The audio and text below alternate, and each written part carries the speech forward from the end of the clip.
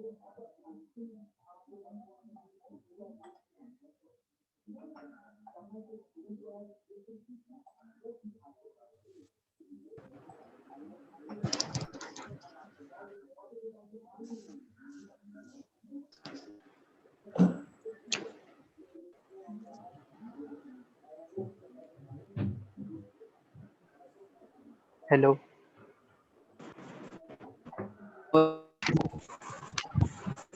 Hello hello hello. अरे भाई कल आलोक सर पीडीएफ नहीं भेजे थे क्या? Hello sir, good morning sir. Discussion. Hello, good morning, sir.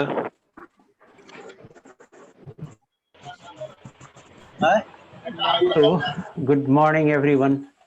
Good. तो आप मुझे सुन रहे होगे। Good morning, sir. हाँ सर, Morning, सुन sir. रहे हैं। Morning, sir. Morning sir. Good morning. आपको मैं Good म्यूट morning, करता sir. हूँ। Good morning, sir. कौन सी बुक कर रहे मॉर्निंग हो? सर। नाम उत्तर। कहाँ चले गए सर? घरे। ये कौन सी बुक कर रहे थे भाई? एनसीईआरटी। मैंने आपको म्यूट कर दिया है, तो अब आप आपस में बात नहीं कर पाएंगे। एक चीज और क्या हूँ, मैसेज को मैंने किया है, क्या दिक्कत होती है आप समझ नहीं पाते हैं, तो आप जो मैसेज लिखते हैं उसको एवरीवन पब्लिकली कर दिया, ताकि आपको पता चले स्क्रीन पे आप कितना मुझे प्रॉब्लम क्रिएट करते हैं, ये आपको पता चले। इससे आपको रियलाइज होगा कि प्रॉब्लम हमें कितना होता है, तो शायद आप सुधर जाएंगे। तो आज एवरीवन ही रहेगा, आप रियलाइज करना। बच्चे अभी ज्वाइन ही कर रहे हैं, 1-2 मिनट में रुक जाता हूं, उसके बाद पढ़ाऊंगा।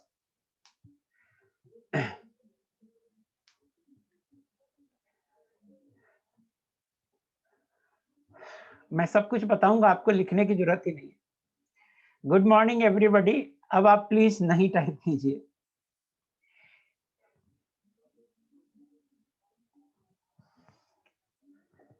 हाँ, नया चैप्टर स्टार्ट करेंगे।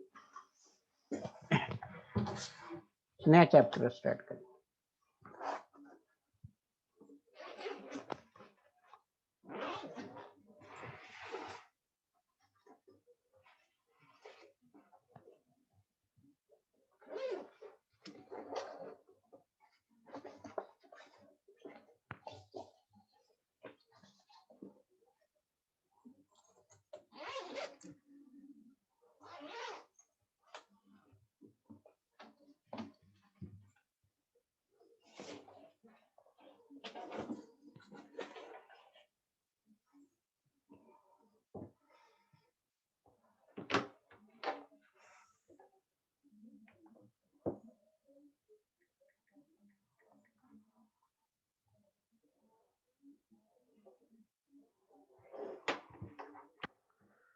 सारे होमवर्क क्लास में डिस्कस होंगे, सो आप टेंशन मत करो। अभी डीपीपी 5 तक मींस रेस 5 तक डिस्कस होगा।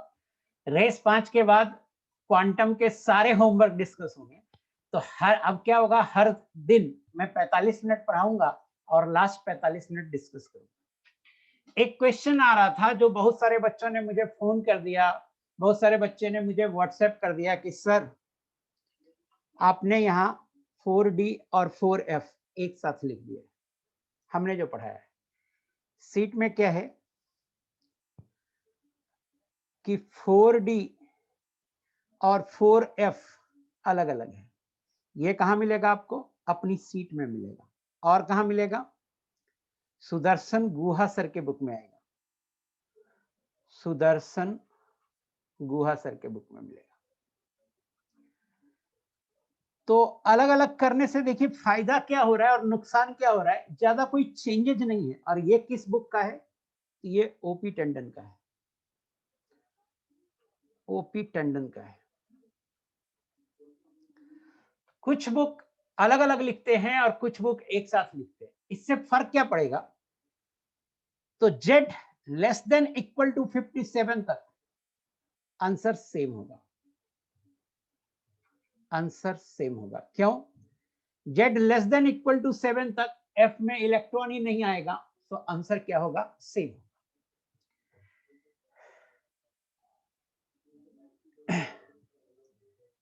सो कोई फर्क नहीं पड़ना है 57 तक।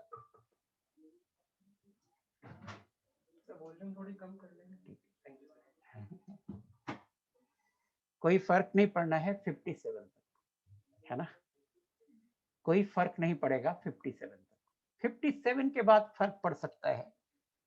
तो z ग्रेटर देन 57 सिलेबस में ही नहीं है, और ये कोई बहुत साइंटिफिक नहीं है,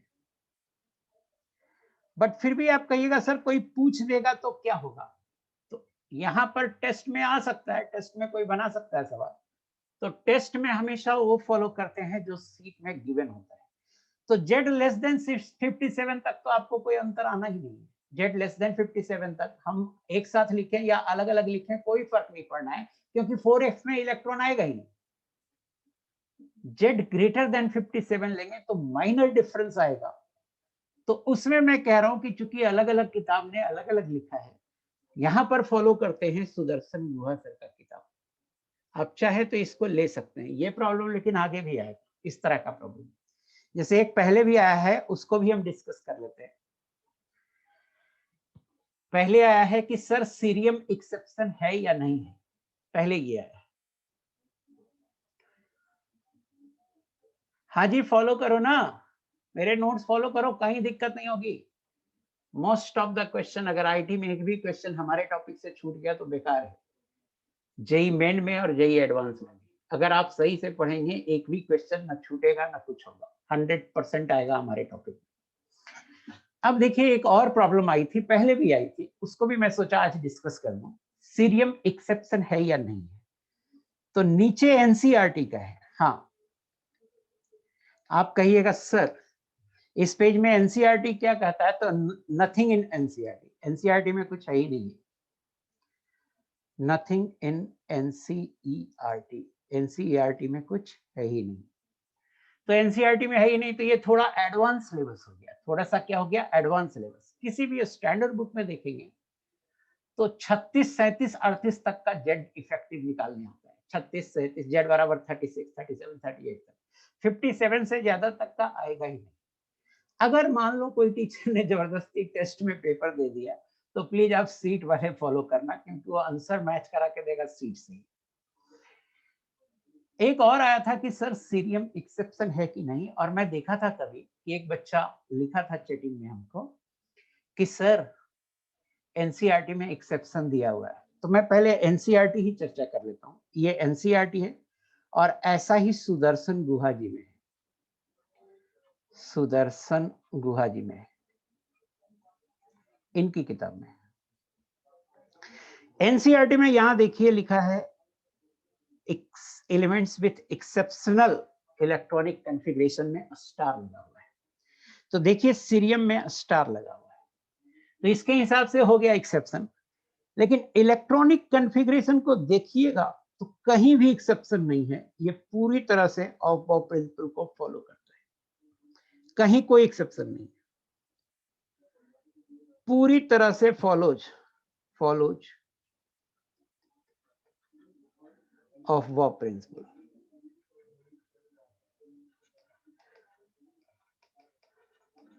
No exception.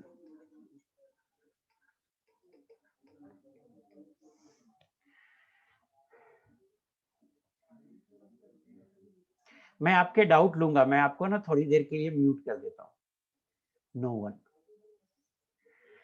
मैं ये कह रहा हूं कि एनसीईआरटी में लिखा है जिसमें स्टार लगा हुआ है वो एक्सेप्शन है। सीरियम में स्टार लगा हुआ है, तो यहाँ लैंग्वेज के हिसाब से सीरियम एक्सेप्शन हो गया।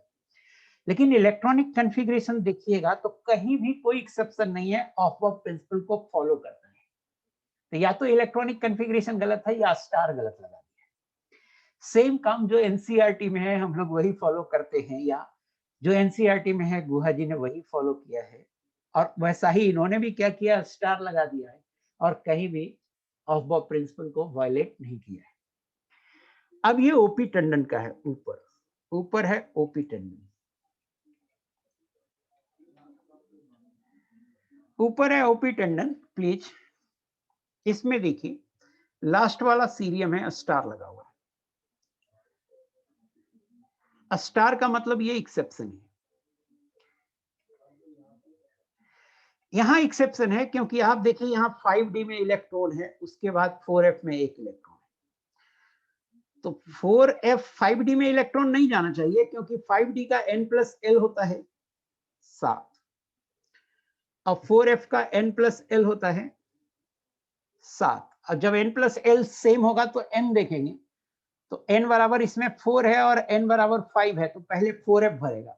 तो 4f में 2 इलेक्ट्रॉन होना चाहिए। यहां देखिए 4f में 2 इलेक्ट्रॉन है यहाँ पे,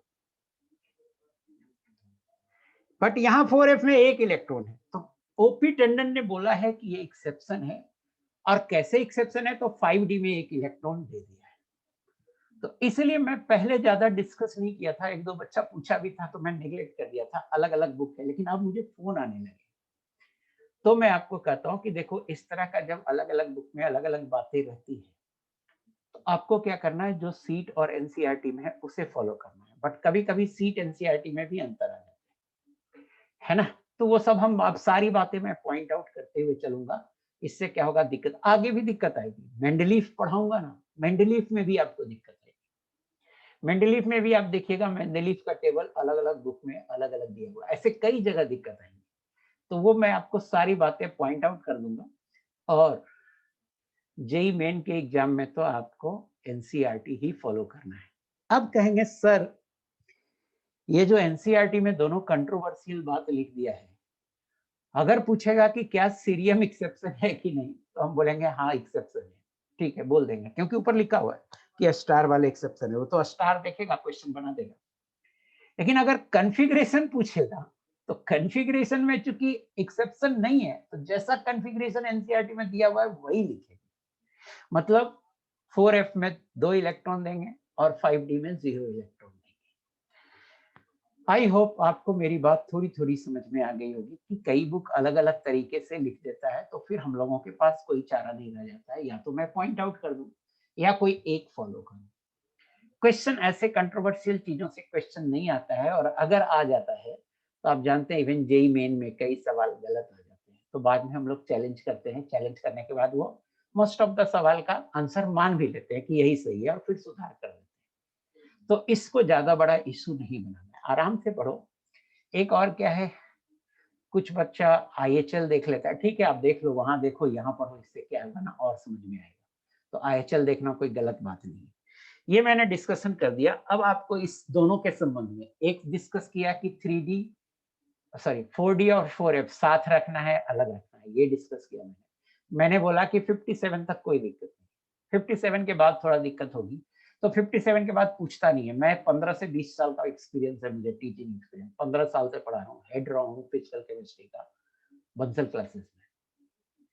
तो 15-20 साल से पढ़ा रहा हूँ, कहीं भी मैंने 57 से ज्यादा का चेड इफेक्टिव निकालते हुए नहीं देखा। बट अगर आ गया तो जो सीट में गिवन है उससे फॉलो करेंगे।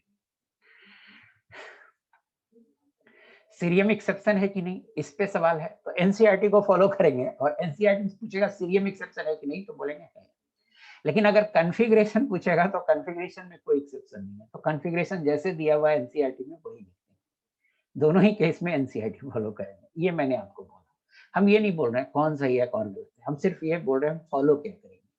ऐसे फॉलो करेंगे तो आपको पूरे मार्क्स मिलने की संभावना है। इतने साल के एक्सपीरियंस पे बोल रहा हूँ कि जो बात एनसीईआरटी में लिखा होता है जेई मेन भी वही मानता है और उसी के हिसाब से आंसर कर देता है। अब आपको कुछ पूछना है तो मैं मैसेज कर रहा हूँ, मैसेज ओपन कर दिया है, आप पूछ सकते हैं। मुझे नहीं लगता अननेसेसरीली आप कुछ पूछ के टाइम खराब करो, फिर भी कुछ पूछना है तो बोल सकते हैं।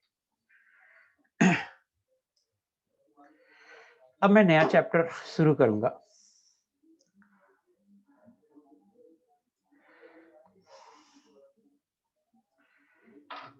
सुदर्शन गुहा सर यहीं के फैकल्टी हैं और इनऑर्गेनिक केमिस्ट्री के हेड हैं, यहीं के फैकल्टी हैं और इनऑर्गेनिक केमिस्ट्री के हेड हैं। इसलिए मैंने कहा सुदर्शन गुहा सर की किताब आप फॉलो करें, क्योंकि उसमें जो होगा वही होगा सी।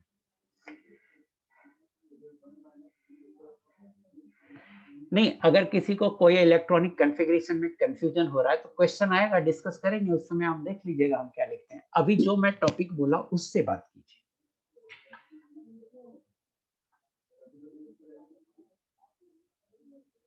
अलग अलग लिखना है, 57 से ज्यादा आएगा ही नहीं पहली बार। अगर आ गया तो अलग अलग लिखना है, मैं ये कह रहा हूँ।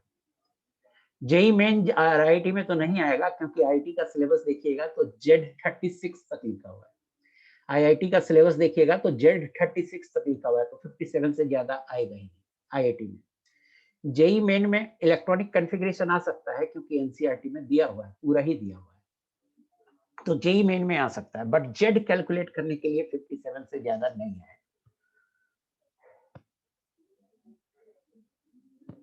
हाँ, सुदर्शन सर की बुक आप ले सकते हो। जेडीली फॉलो करना, यस जेडीली फॉलो करना है, बट जेडीली में एवरीथिंग नहीं मिलेगा, ये सब नहीं मिलेगा पूरा। सुदर्शन सर की बुक जेडीली के साथ एक आती है, वही बुक मैं बोल रहा हूँ। हाँ, एनसीईआरटी भी साथ में पढ़ना। बालाजी नहीं, बालाजी से ज्यादा प्रीफर मैं ओपी टंडन करता हूँ। OP Tandon is a very good book. पहले ओपी टंडन ही था, 20 साल से पढ़ा रहा हूँ ना केमिस्ट्री। ओपी टंडन पहले ओपी टंडन ही था, और कोई किताब थी नहीं। एनीवे, अब मैं पढ़ाता हूँ। पर्सनल सवाल नहीं पूछे कि सिलेबस कैसे पता करेंगे, वो सब आप बाद में पूछ सकते हैं, जब मैं बोलता हूँ पूछो। अब मैं पढ़ाता हूँ पीरियोडिक टेबल। क्या है पीरियोडिक टेबल? तो पीरियोडिक टेबल है arrangement of elements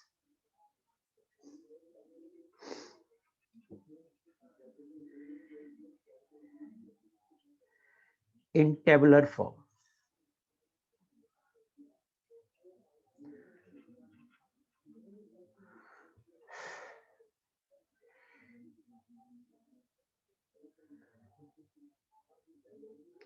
According to their similar physical and chemical properties.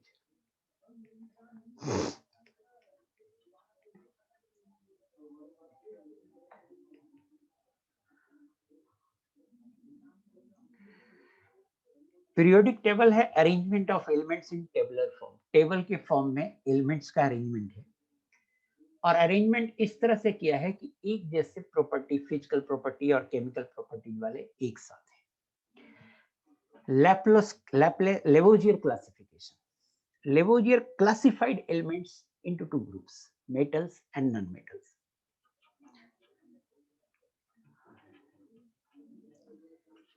Classified elements into two groups.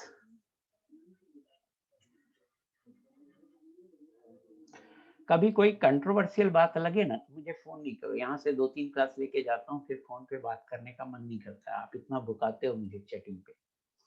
आप मुझे व्हाट्सएप करके कंट्रोवर्शियल बातें व्हाट्सएप करके छोड़ दो, मैं रिप्लाई करूंगा। और अगर कोई डाउट आता है तो ई सॉल्यूशन ऐप पे भेज दीजिए, आपको रिप्लाई मिलेगा। Lavoisier classified elements into two groups. First, metal. Second, non-metal.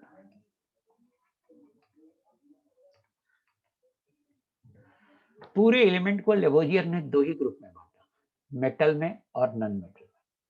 इसके अलावा और किसी ग्रुप में नहीं बांटा। जैसे मेटलॉइड भी होता है, बट मेटलॉइड में नहीं बांटा, केवल दो ग्रुप में बांटा, मेटल्स में एंड नॉन मेटल्स। जरा जल्दी से देखते हैं कि इनमें डिफरेंस क्या होता है, difference between metals and non metals, कि क्या डिफरेंस होता है मेटल्स एंड नॉन मेटल्स। तो इस डिफरेंस के लिए हम क्या करते हैं, इस तरफ मेटल्स ले लेंगे और इस तरफ नॉन मेटल्स ले लेंगे।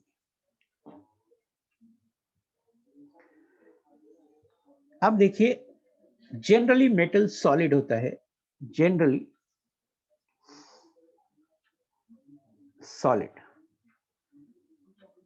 एक एक्सेप्शन है, एक्सेप्ट मरकरी लिक्विड। एंड एक और एक्सेप्शन मान सकते हैं, गैलियम, ये भी लिक्विड है। इसका मेल्टिंग पॉइंट है 30 डिग्री। तो मेल्टिंग पॉइंट है गैलियम का 30 डिग्री, तो गर्मी के दिन में ये लिक्विड रहेगा और विंटर सीजन में हो सकता है ये सॉलिड रहे। तो मेटल जनरली सॉलिड होते हैं। दो एक्सेप्शन मान सकते हो, mercury and gallium. Non metal solid भी हो सकता है, लिक्विड भी हो सकता है, गैस भी हो सकता है। नॉन मेटल सॉलिड हो सकता है, लिक्विड हो सकता है, गैस हो सकता है। एसी बंद रखा हुआ हूँ, आज तबीयत गड़बड़ चल रही है।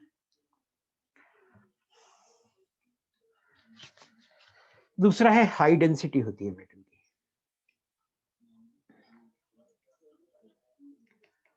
नॉन मेटल्स की लो डेंसिटी होती है।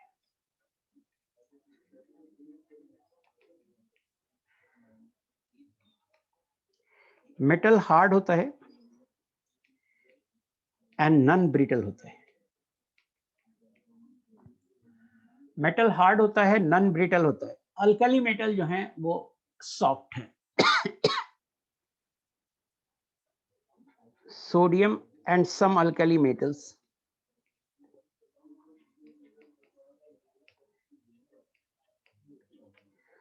Are soft. Alkali metal group 1 के मेटल को बोलते हैं। कौन कौन से हैं ग्रुप 1 में? एलिमेंट हैं hydrogen, lithium, sodium, potassium, rubidium, caesium.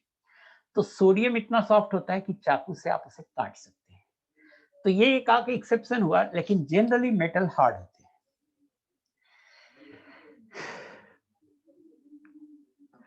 जो नॉन मेटल होते हैं वो भी हार्ड होता है और ब्रिटल होते हैं।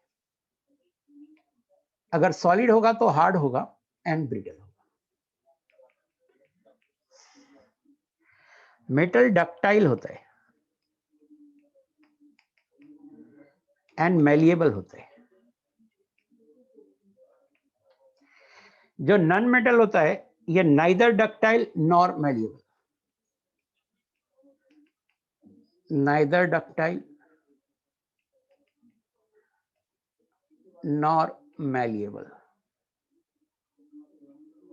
डक्टाइल का मतलब होता है बेटा कि हम उससे तार बना सकते हैं। कॉपर है मेटल मान लो तो कॉपर का वायर बना सकते हैं।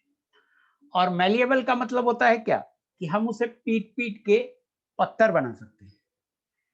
High melting point boiling point होता है मेटल का। High melting point and boiling point. इसमें low melting point and boiling point होता है। Low melting point and boiling point.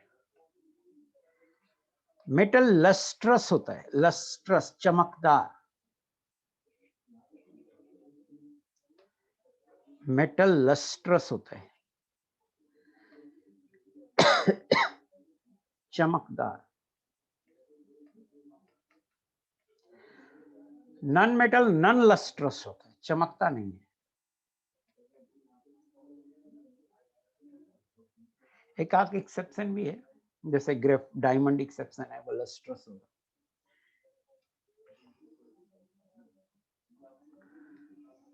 जो मेटल होता है वो सोनरस होता है। SONOROUS। कहिएगा सोनरस का क्या मतलब है? तो घंटी बजा सकते हैं मेटल से, घंटी बजा सकते हैं। Capable of producing ringing sound. घंटी की तरह इस्तेमाल कर सकते हैं, जैसे पुराने स्कूलों में घंटी बजाते थे लोहे से, तो उस तरह का मेटल के चीजों से आप घंटी बजा सकते हैं। जो नॉन मेटल होता है वो नॉन सोनरस होता है। Non metal, non sonorous. Example भी देखिए कि एग्जाम्पल क्या है मेटल का। तो पहला एग्जाम्पल है अल्कली मेटल्स। पीरियोडिक टेबल के ग्रुप 1 को बोलते हैं अल्कली मेटल, और ग्रुप 1 में होता है lithium, sodium, potassium, rubidium, caesium, francium. दूसरा alkaline earth metal. Alkaline earth metal अगर लें तो ये ग्रुप 2 के होते हैं, और इसमें एलिमेंट हैं beryllium, magnesium, calcium, strontium, barium. ये ग्रुप 2 है। इसके अलावा भी मेटल है, स्कैंडियम मेटल है, बहुत सारे मेटल है। Scandium, titanium, vanadium, chromium, manganese, iron, cobalt, nickel, copper, zinc, silver, gold, cadmium, mercury, nickel, palladium, platinum. ये सब मेटल ही है, सारे मेटल ही है। मीन्स अगर हम पीरियोडिक टेबल माने कि ये पीरियोडिक टेबल है, तो मोर और लेस ऐसा इधर सारा मेटल लगभग होता है और इधर नॉन मेटल होता है। इसमें एग्जाम्पल देखें तो carbon, nitrogen, phosphorus, oxygen, sulphur, selenium, hydrogen, fluorine, chlorine, bromine, iodine, noble gases, ये नॉन मेटल का एग्जाम्पल है। एक बार मैं प्रीवियस पेज भी दिखा देता हूं, और कोई पॉइंट आपको नहीं समझ में आ रहा है तो आप लिख सकते हैं मुझे, आप लिख सकते हैं कि क्या नहीं समझ में आ रहा है, सिर्फ मेटल नॉन मेटल के बारे में बोलिए।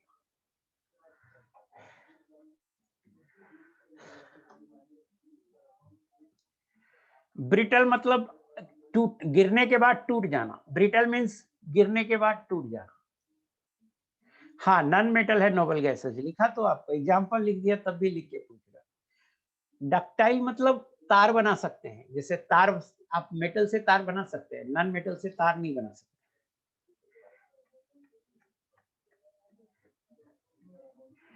डायमंड का मेल्टिंग पॉइंट, बॉइलिंग पॉइंट काफी ज्यादा हाई होता है, काफी ज्यादा। तो डायमंड का एक्सेप्शन है थोड़ा, उसकी कहानी अलग है, बाकी लो मेल्टिंग पॉइंट, बॉइलिंग पॉइंट होती है। सीएल नहीं लिखा है मेटल में, कहीं कहीं मेटल में सीएल नहीं दिखा है, आपको गलत दिखाई पड़ रहा है। मैंने scandium, titanium, vanadium, chromium, manganese, iron, cobalt, निकल, कॉपर, जिंक, सिल्वर, गोल्ड, उसके बाद जिंक, कैडमियम, मरकरी। ये सीएल नहीं है बेटा, ये कैडमियम है, सीडी है, वही क्या, सीएल नहीं है, ठीक है। नहीं, आयोडीन नॉन मेटल है, लस्ट्रस नहीं है। लस्ट्रस मेटल की प्रॉपर्टी होती है, नॉन मेटल की प्रॉपर्टी नहीं होती। ग्रेफाइट भी, ग्रेफाइट का melting point, boiling point high होगा। अल्कली मेटल ग्रुप, एक बच्चा पूछ रहा है अल्कली मेटल, ग्रुप 1 के मेटल को बोलते हैं अल्कली मेटल।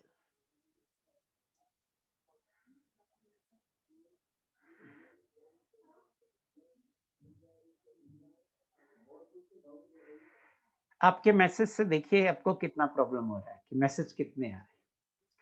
नहीं, ऐसे नहीं बोलेंगे कि ब्रोमीन लस्ट्रस है और ये लस्ट्रस है, कुछ एक आध एक्सेप्शन है, बट हम इन जनरल आपको बोल रहे हैं, इन जनरल। जैसे हमने लो मेल्टिंग पॉइंट, बॉइलिंग पॉइंट लिख दिया, but graphite, diamond high melting point, boiling point है, तो एक आध एक्सेप्शन इस तरह से हो सकते हैं सब में। In general metal non metal की प्रॉपर्टी लिखा, सो आई डोंट थिंक कि कोई प्रॉब्लम है। जो भी आ रहे हैं आलतू फालतू आ रहे हैं। सो अब मैं नो वन कर दिया आपको। हाँ, सोनरस एक बच्चा पूछ रहा है। सोनरस का मतलब हुआ कि मेटल के दो पीस को ऐसे ऐसे बजाएंगे तो घंटी बजेगी, ऐसे ऐसे बजाएंगे तो घंटी बजेगी। नॉन मेटल के दो पीस को ऐसे ऐसे बजाएंगे तो घंटी नहीं बजेगी, इसको बोलते हैं घंटी बजेगी तो सोनरस, नहीं घंटी बजा तो नॉन सोनरस। अब देखिए डेवेनियर ट्राइड, डेवेनियर ट्राइड देखिए, Dover near classified elements in a group of 3 elements called triad.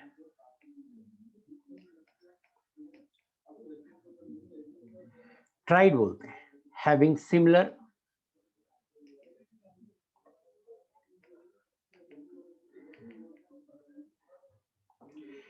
properties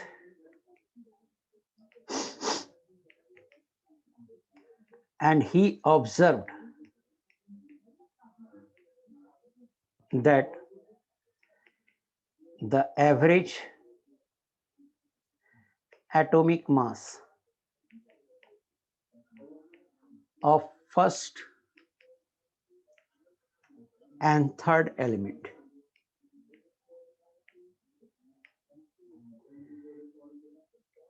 is equal to the atomic mass of middle element.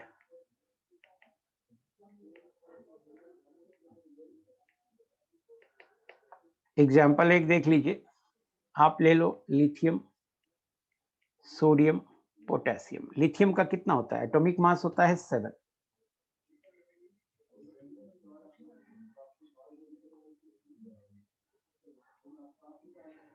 Sodium का कितना होता है? 23। अब पोटेशियम का कितना होता है? 39। तो आप देखो मिडिल एलिमेंट का दोनों का बीच में है या नहीं।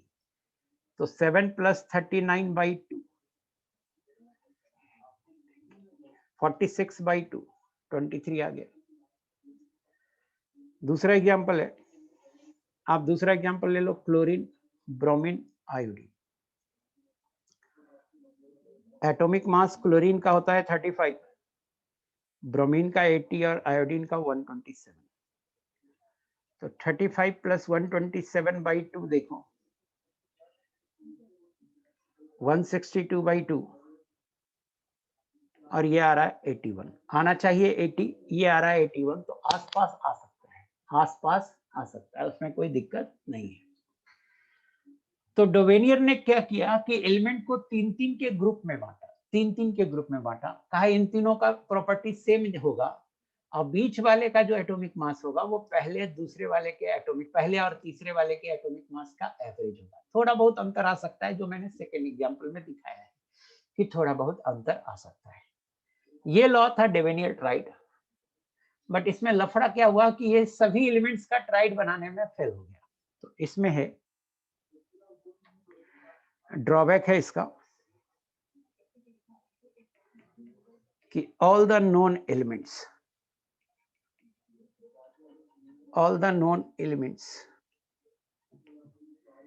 could not be classified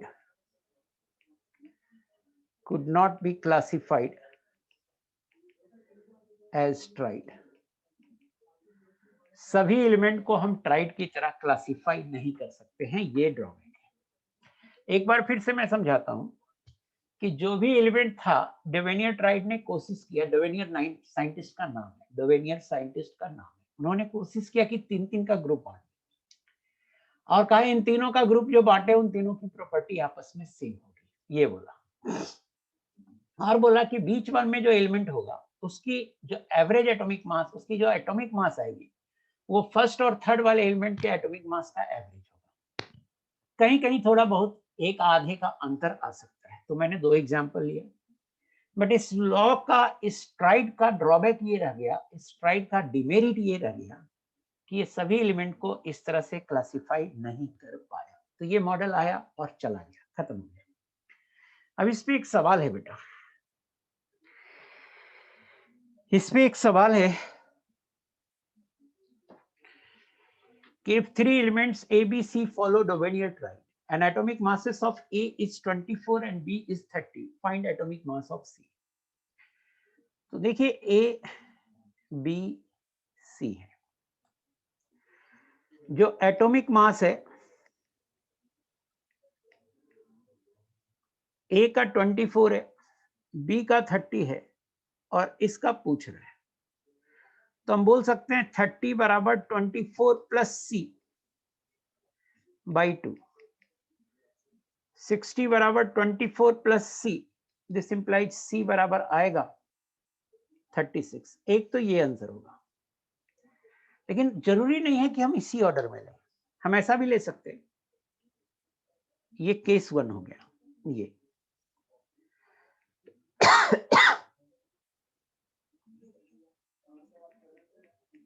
case 2 ले लेते हैं। ये A है, ये B है, ये C है। एटॉमिक मास ऑर्डर ऐसे नहीं लेंगे, ऑर्डर ऐसे लेंगे तो बीच में C ले लो, साइड में B ले लो। A का एटॉमिक मास 24 है, C का निकालना है और B का 30 है। तो 24 + 30/C/2 बराबर C। दिस इंप्लाइज C बराबर होगा 54/2 बराबर 27। अब सवाल उठता है आंसर क्या होगा? तो आंसर दोनों में से कोई भी एक हो सकता है। आंसर विल बी आइदर 36 और 27। हम ये नहीं बोल सकते कि 36 ही आंसर होगा, या ये नहीं बोल सकते 27 ही आंसर होगा, दोनों में से कोई एक हो सकता है, क्योंकि ट्राइड का जो ऑर्डर है एबीसी वो किस ऑर्डर में है ये हमें नहीं पता। तो हर ऑर्डर की पॉसिबिलिटी हम देख लेंगे और उससे आंसर निकालेंगे और हम कहेंगे भाई आंसर या तो ये होगा या ये होगा। आई होप कि आपको समझ में आ गया होगा। मुझे बताना ये वाला सवाल और डोवेनियर ट्राइड दोनों समझ में आया या नहीं आया, आप बताना प्लीज। सिर्फ ये बताना है कि ये समझ में आया या नहीं आया।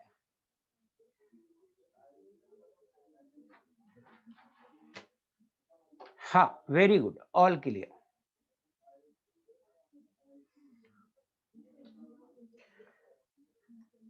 केस 3 से 3 करो ना, सेम आंसर आएगा। बीएससी करो तो सेम आंसर आएगा, इन दोनों में से कोई एक आंसर आएगा। केस 3 जो बोल रहे हैं जो बच्चे, वो करके देखिए और देखिए आंसर क्या आता है। इन तीनों में से, इन दोनों में से कोई सेम ही आंसर आएगा।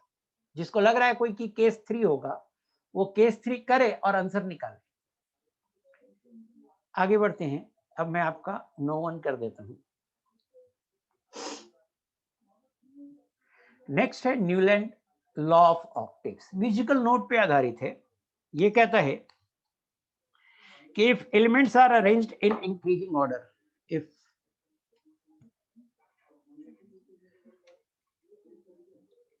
elements are arranged in increasing order of their atomic order of their atomic masses, then every eighth element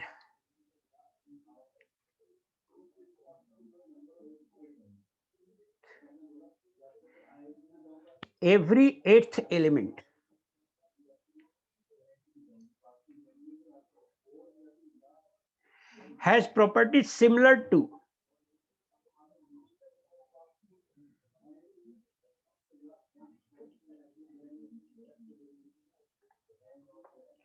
that of first element.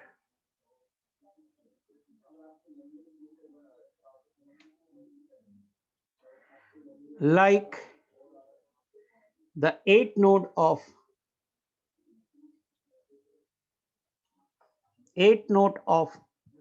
musical scale, and this is called Newland's law of octave। चूंकि 8 node होता है musical scale में, musical scale होता है सा रे ग म प ध नी सा, 8 नोट होते हैं। तो म्यूजिकल स्केल में 8 नोट होते हैं। तो इसमें कहा कि अगर एलिमेंट को आप increasing order of their atomic मास में अरेंज कीजिएगा, तो जो 8वां एलिमेंट होगा उसकी प्रॉपर्टी पहले एलिमेंट से मिलेगी। जो 8वां एलिमेंट होगा उसकी प्रॉपर्टी जैसे सा रे ग म प ध नी, 7 हो गया, और 8वां फिर से सा। तो जो 8वां एलिमेंट होगा उसकी प्रॉपर्टी फर्स्ट से मिलेगी, जो 9वां होगा उसकी सेकंड से मिलेगी। इसमें एक एजम्पशन है, क्या है कि ये सब कहानी तब चल रहा था जब नोबल गैस नहीं डिस्कवर हुआ था। क्योंकि नोबल गैस नहीं डिस्कवर हुआ था, तो नोबल गैस आने के बाद दिक्कत हो गया। तो इसका ड्रॉबैक भी है। ड्रॉबैक क्या है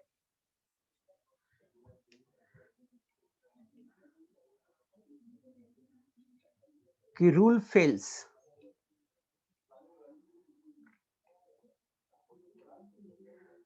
at higher atomic masses, especially after calcium। Calcium के बाद ये फेल हो जाता है, कैल्शियम के बाद ये रूल फेल हो जाता है। अब दूसरा ड्रॉबैक ये भी बोल सकते हैं कि उस समय नोबल गैसेस डिस्कवर्ड नहीं था। तो नोबल गैस जब डिस्कवर हो गया तो हीलियम के लिए कोई पोजीशन ही नहीं बचा। तो दूसरा ड्रॉबैक ये बता सकते हैं कि नोबल गैस जब डिस्कवर हो गया तो ये पूरा ही गड़बड़ हो गया। लेकिन अगर ऐसे पूछेगा कि ये कितने एलिमेंट के बाद फेल हो जाता है, तो कैल्शियम 40 एटॉमिक मास के बाद क्या हो जाता है, फेल हो जाता है। इसके बाद देखिए लोथार मेयर कर्व, ये काफी इंपॉर्टेंट है और मेंडलीफ ने जो काम किया था उसी के जैसा था। इनफैक्ट जब हम पीरियोडिक टेबल की बात कर रहे थे तो सबसे पहला पीरियोडिक टेबल जो कुछ हद तक सही आया था जिससे कि समझ में आया मेंडलीफ ग्रेट साइंटिस्ट, मतलब इतना ग्रेट साइंटिस्ट था कि पीरियोडिक टेबल में कुछ एलिमेंट उस समय डिस्कवर नहीं हुए थे, उनके लिए उस जगह खाली कर दिया था और बोला था कि यहाँ पर एलिमेंट डिस्कवर होंगे, और बाद में वहां पे एलिमेंट डिस्कवर हुए। मतलब ये छोटी मोटी बात नहीं है। एलिमेंट को ऐसे अरेंज किया कि बीच बीच में खाली जगह बच गया उसके पीरियोडिक टेबल। तो उसने कहा यार यहाँ पे जगह खाली बच रहा है तो यहाँ पर कोई ना कोई एलिमेंट होगा, मुझे अभी पता नहीं है कौन होगा, वो आगे भविष्य में डिस्कवर होगा। और वहां पर कोई सीडो नाम देके चला गया, जैसे गैलियम, सिलिकॉन।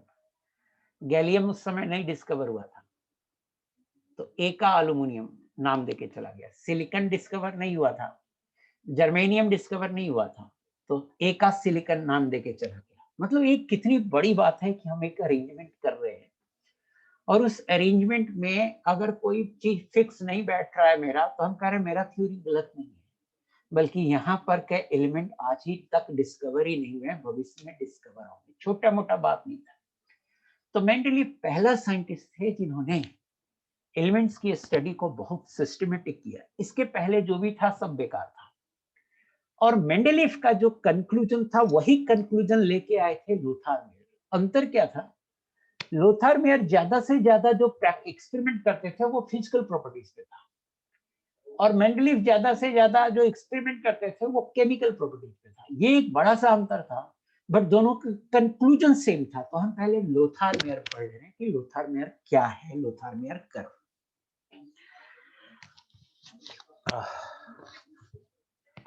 तबीयत मेरी आज बिल्कुल ठीक नहीं है, 2 दिन पिछली क्लास से ही गड़बड़ हो रही है। Lothar mayor plotted atomic volume. आप टेंशन मत करना, ऑनलाइन वायरस ट्रांसमिट नहीं होता है। Lothar mayor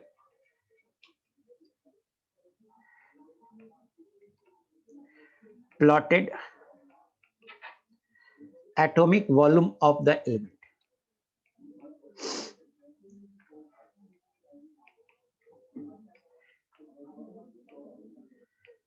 versus atomic mass।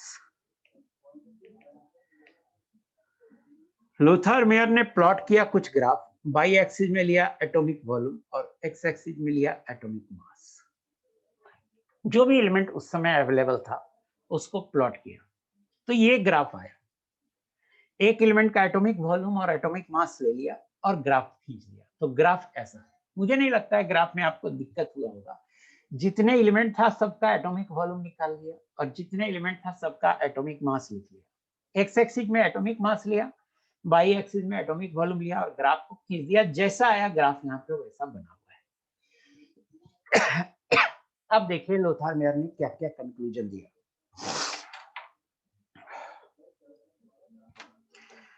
Lothar mayor ने कंक्लूजन दिया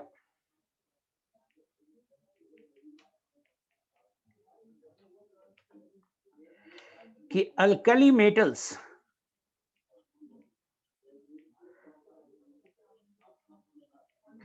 देखो, मैं डाउट देख रहा था तो एक बच्चा लिखा था कि सर अल्कली मेटल किसको बोलते हैं। इतना काफी है ये जानना कि ग्रुप 1 के एलिमेंट को अल्कली मेटल बोलते हैं, और ओरिजिनल पीरियोडिक टेबल में ग्रुप 1 का जो एलिमेंट है वो होता है lithium, sodium, potassium, rubidium, caesium. तो lithium, sodium, potassium, rubidium, caesium, francium, ये सारे अल्कली मेटल्स हैं। सो अल्कली मेटल्स कौन कौन होते हैं? ग्रुप 1 होते हैं। कौन कौन? Lithium, sodium, potassium, rubidium, caesium. Occupy maxima of the curve, occupy maxima of the curve. Means alkali metal जो ऑक्यूपाई किया ये है, ये जो ग्राफ आया उसका मैक्सिमा। ये सब क्या है? ये सब क्या है? ये सब अल्कली मेटल्स हैं।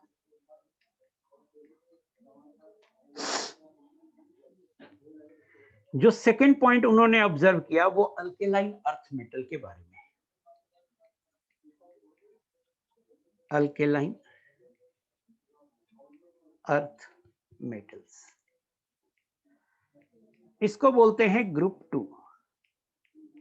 और ग्रुप 2 का एलिमेंट होगा beryllium, magnesium, calcium, strontium, barium, radium. ये ग्रुप 2 का एलिमेंट। बच्चा हमसे ये भी पूछता है कि सर ये ग्रुप 1 ग्रुप 2 क्या है, तो आगे पीरियोडिक टेबल में पढ़ाऊंगा। पीरियोडिक टेबल में ग्रुप होते हैं, ग्रुप 1 ग्रुप 2। ये भी पूछता है अल्कली मेटल क्या है, तो इतना ही डेफिनेशन याद रखिए। अल्केलाइन अर्थ मेटल क्या है कि ग्रुप 2 के एलिमेंट को अल्केलाइन अर्थ मेटल बोलते हैं, और वो होते हैं beryllium, magnesium, calcium, strontium, barium, radium, है ना। तो इतना याद रखिए। तो ग्रुप 2 एलिमेंट कहां पे होंगे? Occupy descending portion of the curve, occupy descending, ध्यान से समझना, descending portion of the curve.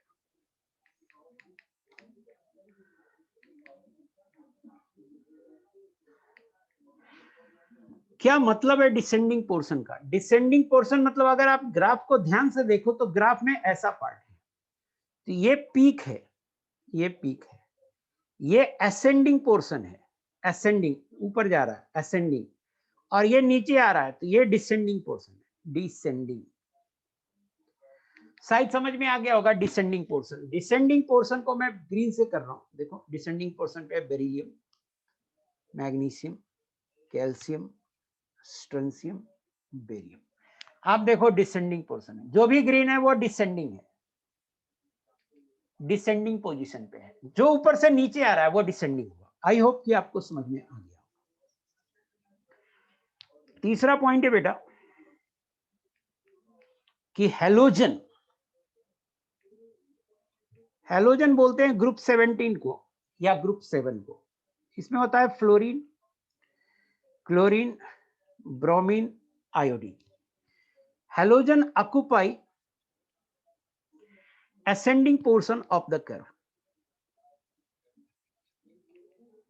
ascending portion of the curve। देखो ये ग्राफ है, इसको बोलेंगे मैक्सिमा, इसको बोलेंगे डिसेंडिंग,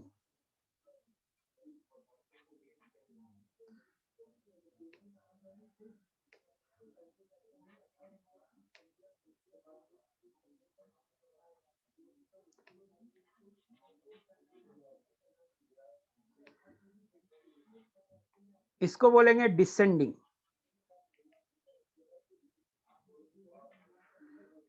और ये ऊपर जो जा रहा है इसको बोलेंगे असेंडिंग।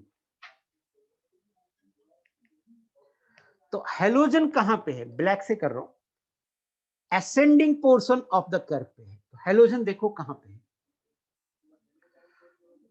फ्लोरीन नहीं लिखा हुआ है इसमें, बट क्लोरीन देखो यहां पे है, असेंडिंग पोर्शन। ब्रोमीन देखो यहां पे है, आयोडीन देखो यहां पे है। फ्लोरीन कहां होगा? असेंडिंग पोर्शन पे। तो यहां कहीं होगा फ्लोरीन, यहां कहीं होगा फ्लोरीन। तो फ्लोरीन देखो, तो ब्लैक वाला असेंडिंग पोर्शन पे। नेक्स्ट देखिए, noble gases,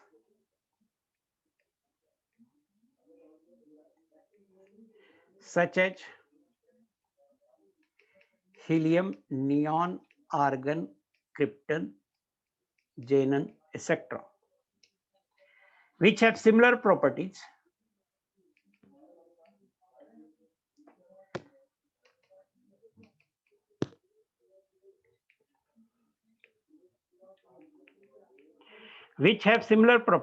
occupy just before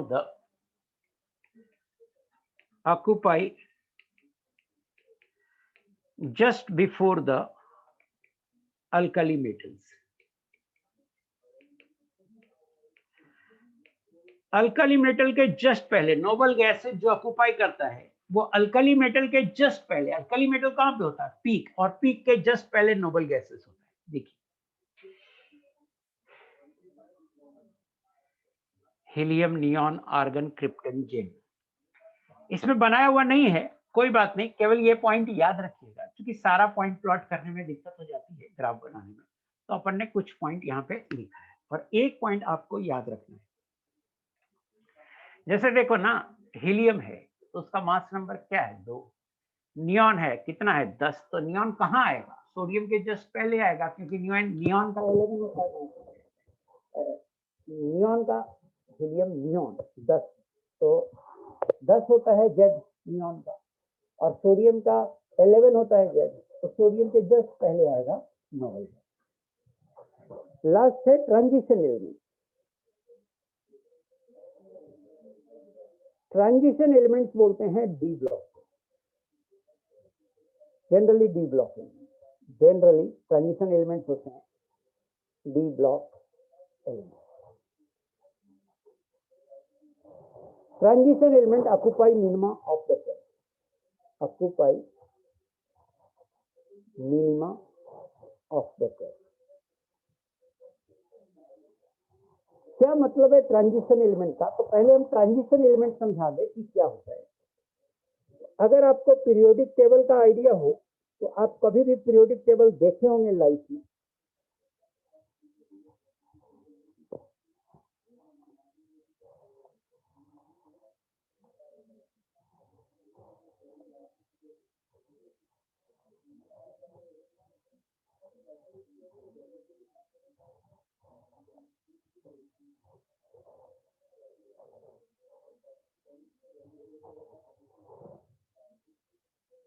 ऐसा पीरियोडिक टेबल रहता है।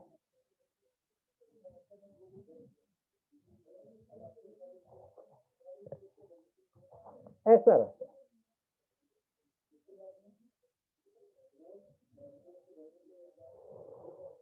तो ऐसा रहता है पीरियोडिक टेबल। इसको बोलते हैं, दोनों को मिलाकर एस ब्लॉक। इसको क्या बोलते हैं? S block. और इसको बोलते हैं पी ब्लॉक, पी ब्लॉक। और इसको बोलते हैं डी ब्लॉक। या ये है ट्रांजिशन एलिमेंट।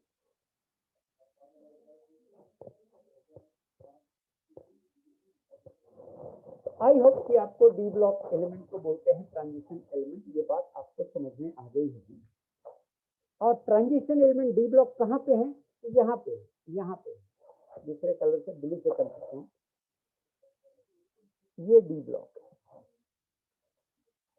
बॉटम पे, ये डी ब्लॉक, ये डी ब्लॉक। अब देखिए, लोथार मेयर ये एक्सपेरिमेंट किया और ये सब कंक्लूजन निकाला, ये सब कंक्लूजन निकाला लोथार मेयर ने।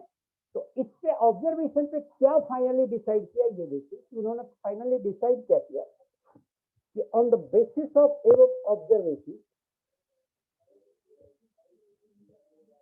on the basis of above observations, Lothar Meyer proposed that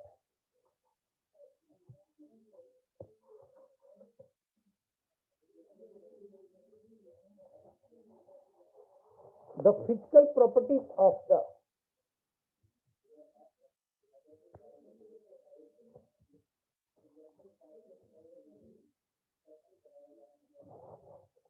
elements are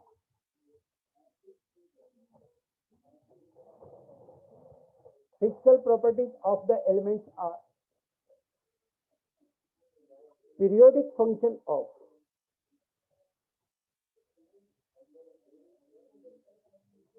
their atomic masses.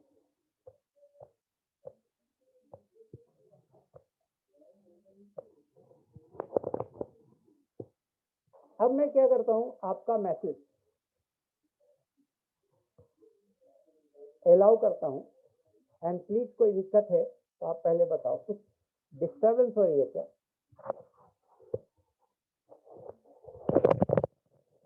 Voice not clear.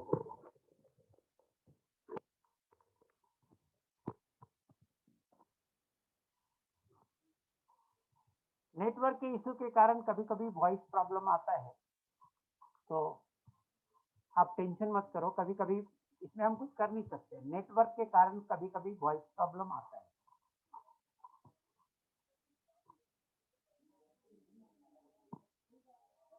Mask नहीं रिमूव कर सकते भाई, ये छोटा छोटा केबिन है। मास्क पे आज पहली बार पढ़ा रहा हूँ क्या? साल भर से तो मास्क नहीं पढ़ा रहा।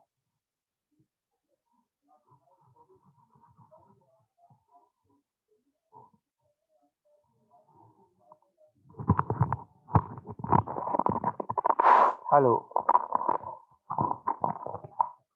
लैगिंग आ सकती है वॉइस में, कोई दिक्कत नहीं है। नेटवर्क का इश्यू आएगा तो थोड़ा बहुत लैगिंग आएगा।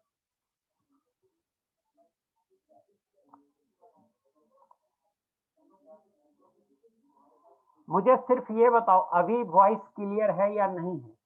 आप देखो ना कितना लिख रहे हो, अभी वॉइस क्लियर है या नहीं है?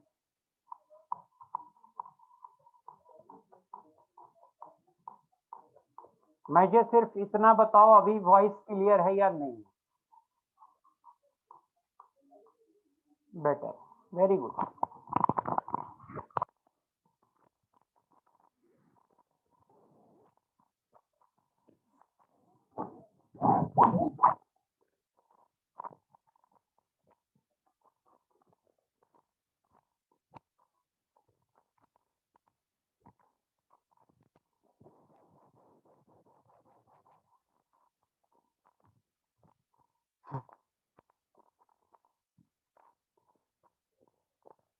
मुझे अभी ये बताओ, सिर्फ अभी हम बात वॉइस की बात कर रहे हैं, वॉइस अब क्लियर है कि नहीं? हाँ, वेरी गुड, वॉइस क्लियर है। अब एक बार मैं फिर से समझाता हूँ, उसके बाद अपन बात करेंगे, तो आपका मैसेज हटा दे।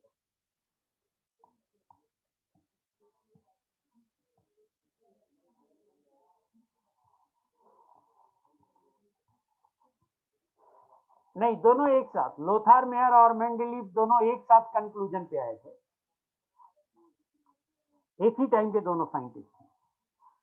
फिर से मैं बता रहा हूं, लोथार मेयर साइंटिस्ट का नाम है। उन्होंने क्या किया, एटॉमिक वॉल्यूम को एटॉमिक मास से प्लॉट किया। एक तरफ वाई एक्सिस में ले लिया एटॉमिक वॉल्यूम, एक्स एक्सिस में ले लिया एटॉमिक मास। जब प्लॉट किया तो देखा एक जैसे एलिमेंट, एक जैसे प्रॉपर्टी वाले एलिमेंट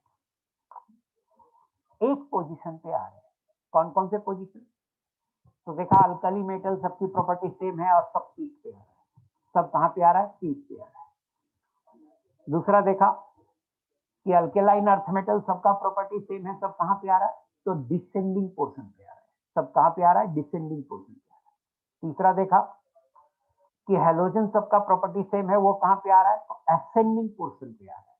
चौथा क्या देखा, नोबल गैसेज जो आ रहे हैं वो जस्ट अल्कली मेटल के पहले आ रहे हैं। और पांचवा क्या देखा कि जो बॉटम है उस पे डी ब्लॉक आ रहा है। ये 5 ऑब्जर्वेशन देखा। फिर उसने एक स्टेटमेंट दिया, और वो स्टेटमेंट दिया कि on the basis of ever observation Lothar mayor propose that physical properties of the elements are periodic function of their atomic mass. Lothar mayor mostly physical properties पे बात किया था, इसलिए लोथार मेयर ने ऐसा कहा। और जो मेंडलीफ थे उन्होंने केमिकल प्रॉपर्टीज पे बात किया था। तो मेंडलीफ की कहानी अब मैं अगली क्लास में करूंगा। आप मुझे बताओ कि अब बताओ फिर से कि समझ में आया या नहीं आया? अब बताओ, मैंने चैटिंग ऑन कर दिया, अब बताओ आया समझ में? Very good. Periodic function means periodic में रिपीटेशन होगा, पीरियड में रिपीटेशन होगा, पीरियड में रिपीटेशन होगा। पीरियोडिक फंक्शन मतलब एक ही फंक्शन पीरियोडिक अलग अलग टाइम पे आएगा। प्रॉपर्टीज, फिजिकल प्रॉपर्टीज रिपीट होंगे। क्या रिपीट होगा? तो फिजिकल प्रॉपर्टीज रिपीट होंगे।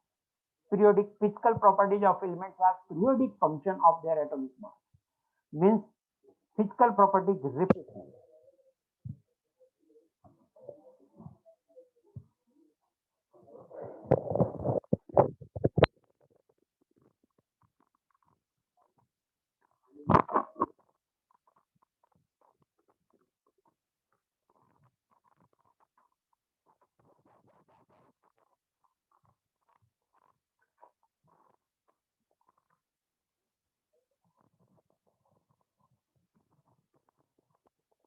पीरियोडिक फंक्शन, फंक्शन देखिए मैथमेटिक्स का वर्ड, फंक्शन का मतलब है कि उस पर डिपेंडेंट होना, किसी चीज पे डिपेंडेंट होना।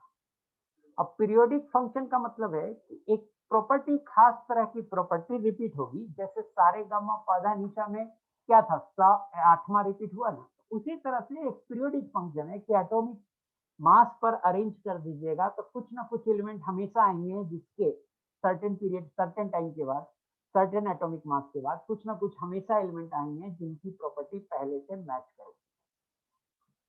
Physical properties of the elements are periodic function of their atomic mass. इसका मतलब हुआ कि अगर एलिमेंट को हम एटॉमिक मास पे अरेंज कर दें तो एक सर्टेन टाइम के बाद ऐसा एलिमेंट मिलेगा जिसकी प्रॉपर्टी पहले के एलिमेंट से मैच करती है। अब मैं क्या कर रहा हूं, आपका होमवर्क डिस्कशन करता हूं, इसके आगे नहीं पढ़ाऊंगा।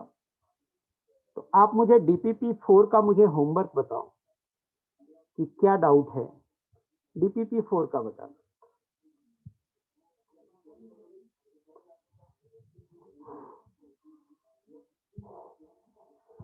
रेस 4 का डाउट, कौन लड़का है इतना भाई भाई लिख दिया है? वॉइस का दिक्कत आ सकता है, मेरे ना माइक में।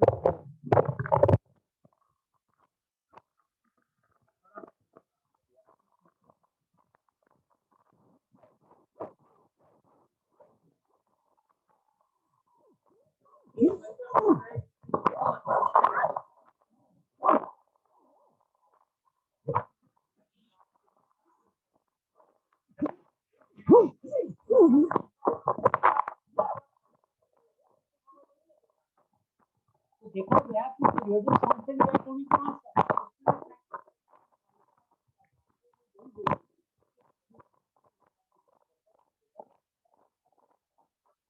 एटॉमिक मास से इनका प्रॉपर्टी रिपीट। मैं रेस 4 में क्वेश्चन आपसे पूछ रहा हूं, आप क्वेश्चन बताओ कौन सा क्वेश्चन रेस 4 में। अभी आ रहा है वॉइस क्लियर? अभी बताना, अब वॉइस क्लियर आ रहा है? पहले वॉइस पे बात करो, यस नो। अब वॉइस क्लियर आ रहा है? सिर्फ वॉइस पे बात करो ना। क्वेश्चन नंबर 2 कितनी बार लिखोगे यार? सिर्फ वॉइस पे बात करो कि क्लियर आ रहा है नहीं। यस क्लियर आ रहा है। क्वेश्चन नंबर 2 लिखा है। अब आप डाउट पे बात कीजिए। क्वेश्चन नंबर 2 और कौन सा क्वेश्चन? 7 9 7 9 3 11 11 तो है ही नहीं बेटा। 4 5 9 4 5 9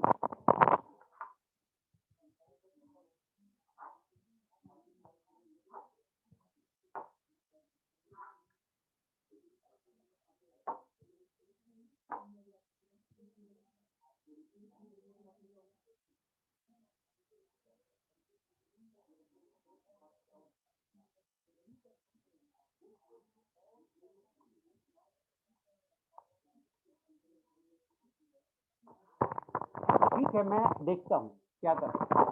प्लीज आप ध्यान दीजिए, सब्जेक्ट को समझने पे ध्यान दीजिए। पहला, which of the following statements regarding subshell filling order for a neutral atom is are correct? Electrons are assigned to 4s subshell before they are assigned to 3d subshell. ये तो सही है बेटा, ये स्टेटमेंट सही है। Electrons are assigned to 4f subshell before they are assigned to 6s। n plus L rule लगाओ।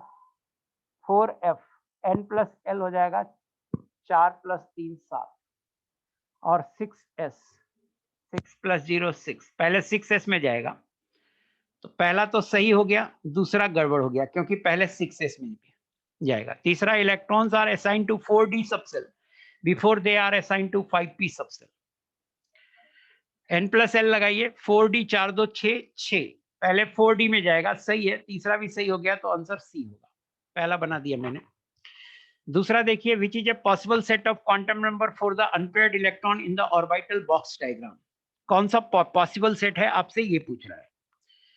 तो देखिए, ऑर्बिटल बॉक्स डायग्राम है, अनपेयर्ड इलेक्ट्रॉन यहां है। तो अनपेयर्ड इलेक्ट्रॉन यहाँ है तो ये 4p है, तो n बराबर 4 होगा और l बराबर 1 होगा। p के लिए l 1 होता है, तो n बराबर 4 और l बराबर 1 देख लीजिए कहाँ पे है। एक ही आंसर है तो बी होगा। क्यों पूछ रहे यार दूसरा, इतना इजी सवाल, बी आंसर होगा सेकंड का।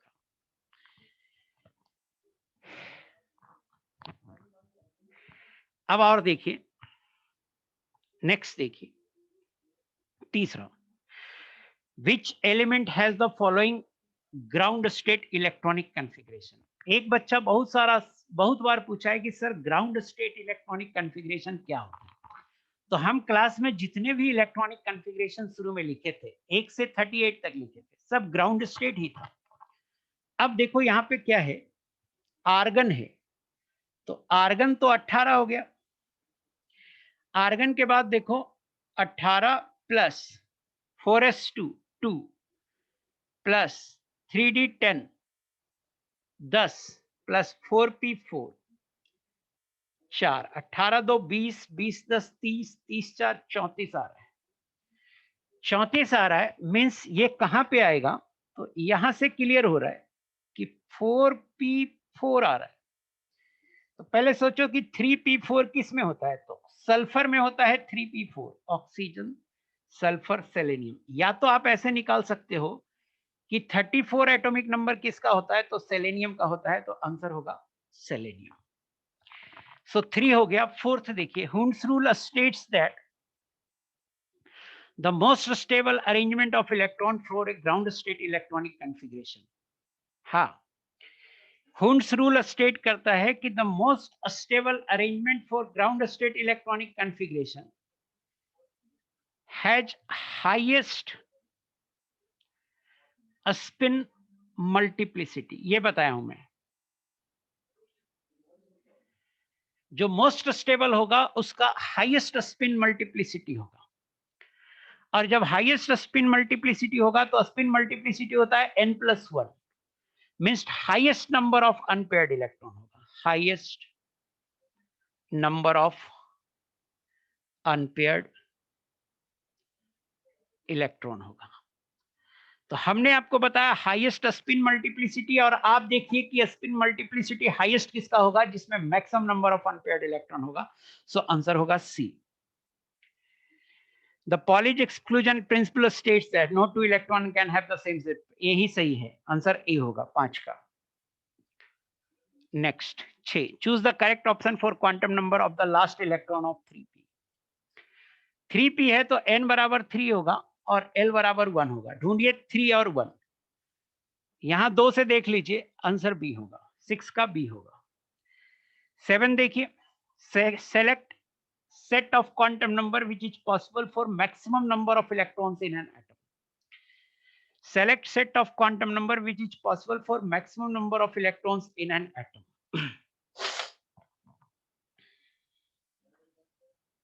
ध्यान से देखिए, कह रहा है select set of quantum number which is possible for maximum number of electrons in an atom।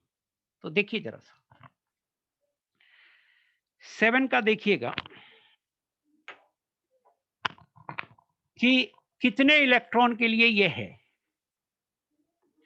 तो देखिए n बराबर 5 है, l बराबर 0 है, मीन्स 5s है, m 0 है और s हाफ है। तो हाफ है तो एक इलेक्ट्रॉन के लिए पॉसिबल है, ए। बी देखो, n बराबर 5 है, l बराबर 2 है, तो 5d हो गया, 5d हो गया। उसके बाद m 0 है, m 0 है, कोई भी d का ले लो, 5dz ले लिया, तो ये 2 इलेक्ट्रॉन के लिए पॉसिबल है। ये 1 इलेक्ट्रॉन के लिए है, ये 2 इलेक्ट्रॉन के लिए बी पॉसिबल है। ए जो है सातवां बना रहा हूं, एक सातवां का एक ऑप्शन में ए 1 इलेक्ट्रॉन के लिए आएगा, सातवां का बी ऑप्शन में 2 इलेक्ट्रॉन के लिए आएगा। अब थोड़ा सी ऑप्शन देखते हैं, सी ऑप्शन देखते हैं। n3 है, l नहीं लिखा है, तो l हो सकता है 0 हो सकता है, 1 हो सकता है, 2 हो सकता है, 3s हो सकता है, 3p हो सकता है, 3d हो सकता है। और m 0 है, तो m0 है तो इसमें भी m0 हो सकता है 3s, इसमें m0 एक ऑर्बिटल ले लीजिए 3pz, और इसमें m0 है, चूंकि m0 है तो एक ऑर्बिटल ले लीजिए 3dz², कोई एक ले सकते हैं। अब सब में s क्या है, -½ है, तो -½ पे एक ही इलेक्ट्रॉन हो सकता है, तो एक इलेक्ट्रॉन यहाँ होगा, एक इलेक्ट्रॉन यहाँ होगा, एक इलेक्ट्रॉन यहाँ होगा, इसमें 3 इलेक्ट्रॉन आएगा। अब ऑप्शन डी देख लेते हैं, ये ऑप्शन ए था, ये ऑप्शन बी था, ये ऑप्शन सी था, अब ऑप्शन देख लेते हैं डी। n बराबर 5 है, l नहीं लिखा है, तो l 0 ले लीजिए, 1 ले लीजिए, 2 ले लीजिए, 3 ले लीजिए, 4 ले लीजिए, ये होगा 5s, 5p, 5d, 5f, 5g। सब में एक एक ऑर्बिटल होंगे जिसका m0 होगा, सब में एक एक ऑर्बिटल होंगे, और सब में एक एक इलेक्ट्रॉन होगा जिसका स्पिन हाफ होगा। तो एक इलेक्ट्रॉन इसमें होगा, एक इलेक्ट्रॉन इसमें होगा, एक इलेक्ट्रॉन इसमें होगा, एक इलेक्ट्रॉन इसमें होगा, एक इलेक्ट्रॉन इसमें होगा, 5 इलेक्ट्रॉन होगा। ये बढ़िया सवाल था 7वां, सो आंसर होगा डी। ए में आएगा 1 इलेक्ट्रॉन, बी में आएगा 2 इलेक्ट्रॉन, सी में आएगा 3 इलेक्ट्रॉन, डी में आएगा 5 इलेक्ट्रॉन।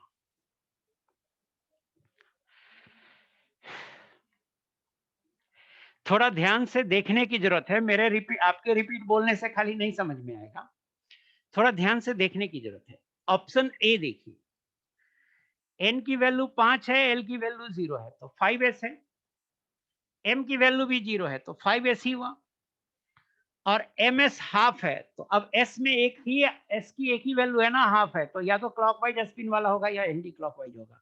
तो ऑप्शन ए में 1 इलेक्ट्रॉन होगा, ये समझ में आ रहा है। ऑप्शन ए में जो लोग बोल रहे हैं रिपीट, वो पहले ये बताइए, ऑप्शन ए में 1 इलेक्ट्रॉन होगा, ये तो समझ में आया कि नहीं है? ऑप्शन ए में 1 इलेक्ट्रॉन होगा, ये समझ में आया या नहीं आया, ये बताइए। Yes, very good. Option B देखिए, n 5 है, l 2 है, तो 5d हो गया, n 5 5d हो गया। अब m की पांचों वैल्यू नहीं है, m की सिर्फ एक वैल्यू है, तो 5d में, d में 5 ऑर्बिटल होते हैं, बट m की एक वैल्यू है तो d में एक ऑर्बिटल आया, और एक ऑर्बिटल में मैक्सिमम 2 इलेक्ट्रॉन हो सकते हैं, तो b में मैक्सिमम 2 इलेक्ट्रॉन। तो मुझे बताइए कि बी में 2 इलेक्ट्रॉन समझ में आया कि नहीं आया? बी में बताइए कि बी ऑप्शन में 2 इलेक्ट्रॉन समझ में आया या नहीं आया?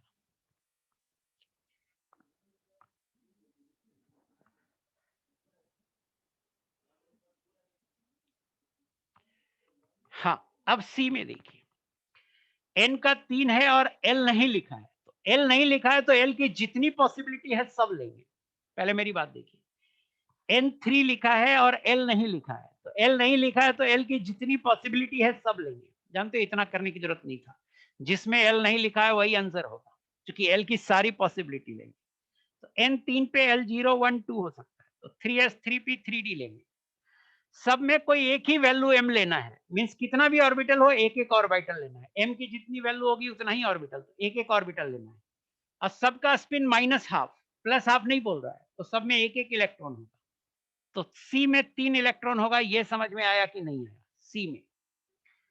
सी में 3 इलेक्ट्रॉन होगा, ये समझ में आया या नहीं आया? यस, आ गया। अब इसी तरीके से डी में कर लीजिए, सी जैसा ही है, डी में भी एक एक इलेक्ट्रॉन दीजिए, 5 इलेक्ट्रॉन हो जाएगा। ये जो अननेसेसरी बातें आप लिखते रहते हैं ना, इससे दिक्कत होती है। देखता हूं मैं क्या लिखा हुआ है, थोड़ा और डिसिप्लिन आप हो जाओ।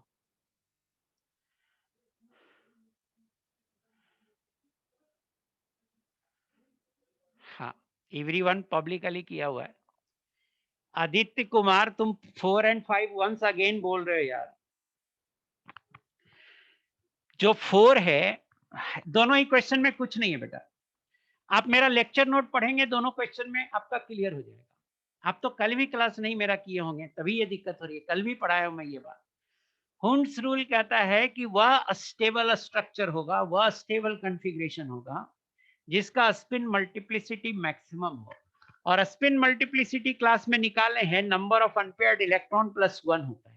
मींस स्पिन मल्टीप्लिसिटी मैक्सिमम होगा तो नंबर ऑफ अनपेयर्ड इलेक्ट्रॉन भी मैक्सिमम होगा, तो 4 का आंसर सी होगा। 5 क्या है? 5 में स्टेटमेंट, ये कॉलेज का कंक्लूजन है, स्टेटमेंट है इनफैक्ट, कि एक इलेक्ट्रॉन, दो इलेक्ट्रॉन का चारों क्वांटम नंबर सेम नहीं हो सकते, ये स्टेटमेंट ही है। तो आदित्य कुमार को मैं बोलना ये चाहता हूं कि थोड़ा लेक्चर नोट पढ़ लिया करो भाई, यहाँ पर रिपीट करने बार बार मत बोला करो, लेक्चर नोट में लिखा हुआ है। सो 7 तक हो गया, 8 देखते हैं। कह रहा है फॉर n बराबर 2 द वैल्यू ऑफ l में बी 0 1 एंड m में बी 0 प्लस माइनस 1। सही है, करेक्ट है, करेक्ट है। For each value of n there are 0 plus 0 to n minus 1 possible values of l। सही है, for each value of l there are 0 to plus minus l, ये भी सही है। ये स्टेटमेंट ए हो गया यार, क्वांटम नंबर में पढ़ाया हूं मैं, 8वां का स्टेटमेंट ए होगा। नेक्स्ट देखिए, 9th देखिए, कह रहा है number of electrons in sodium having m0। 9th का ए लिख रहे हैं। सोडियम है बेटा 11 है, ये सब मैं पढ़ाया हुआ हूं आपको। 1s2 2s2 2p6 3s2, कहां तक जा रहा हूं, 6 4 10, 3s1 आएगा। m0, तो इसमें m0 है, इसमें m0 है, इसमें m है -1 0 प्लस 1, ये सब तो पढ़ा दिया हूं, क्यों नहीं बनता है। इसमें भी m0 है, m0 वाले इलेक्ट्रॉन पूछ रहा है, तो यहां देखना 2 इलेक्ट्रॉन प्लस 2 इलेक्ट्रॉन, इसमें 2 ही इलेक्ट्रॉन होंगे, बाकी का m -1 प्लस 1 है, और इसमें 1 इलेक्ट्रॉन, 2 2 4 2 6 1 7 इलेक्ट्रॉन आ रहा है। तो ए का ऑप्शन होगा पी, ए का मैचिंग होगा पी। उसी तरह से number of electron in sulphur having n plus l बराबर 3। आप प्लीज ट्राई करो, अभी सब बनाने का नहीं रह गया। n प्लस l 3 होगा, ये आपके बनाने के लायक है, हमसे पूछने लायक नहीं है।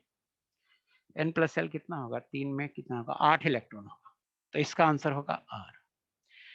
Number of maximum possible electron having ms बराबर हाफ स्पिन इन क्रोमियम। हाँ देखिए, सी बनाते हैं, ms हाफ इन क्रोमियम। ध्यान से देखना, क्रोमियम है 24 होता है, 1s2 2s2 2p6 3s2 3p6 4s1 3d5। अब देखो जरा सा, ध्यान से देखना, यहां से लेकर यहां तक सारा फील्ड है, सारा कंप्लीटली फील्ड है, यहां से लेकर यहां तक, जहां तक ग्रीन लिखा हूं। तो कितने इलेक्ट्रॉन है, 18 इलेक्ट्रॉन है। इसमें 9 इलेक्ट्रॉन का स्पिन प्लस हाफ होगा, और 9 इलेक्ट्रॉन का स्पिन प्लस हाफ होगा, और 9 का माइनस हाफ होगा, तो 9 इलेक्ट्रॉन तो यहां आ गया। अब मैक्सिमम बोल रखा है, तो इन पांचों का स्पिन सेम ले लो, तो 9 और 5 14 इलेक्ट्रॉन हो गया, और इसका भी स्पिन ले लो, क्योंकि मैक्सिमम बोल रखा है, तो सबका स्पिन सेम ले लो, तो 1 electron, 9 plus 5 plus 1 15 electron, Q answer होगा। सो क्यू आंसर होगा। Very good. अब 10वां पे आए हैं, क्वेश्चन नंबर 10। तो ऐसे सवाल मैं कई कराया हूं, तो क्या 10 डाउट है या आप कर लोगे? यस नो बताओ, आप कर लोगे या डाउट है? मैं कई सवाल ऐसे कराया हूं, नो डाउट, वेरी गुड। ऐसे मैं 3 सवाल कराया हूं क्लास में, तो एक तो करो। हाँ, अभी टाइम है डीपीपी रेस नंबर 5 में बात करते हैं। रेस नंबर 5 में बोलो, कोई डाउट है तो बताओ। Race number 5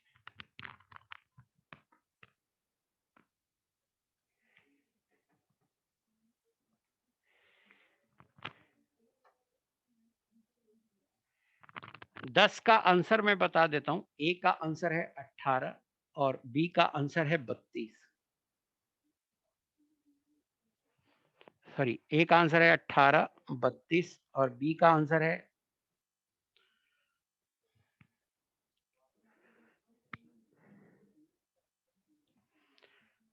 1s2 1p6। 15 पे आंसर है 1s2 1p6 2s2 1d10 2s2 1d5 आएगा, और जब 25 होंगे तो आंसर है 1s2 1p6 2s2 1d10 2p5।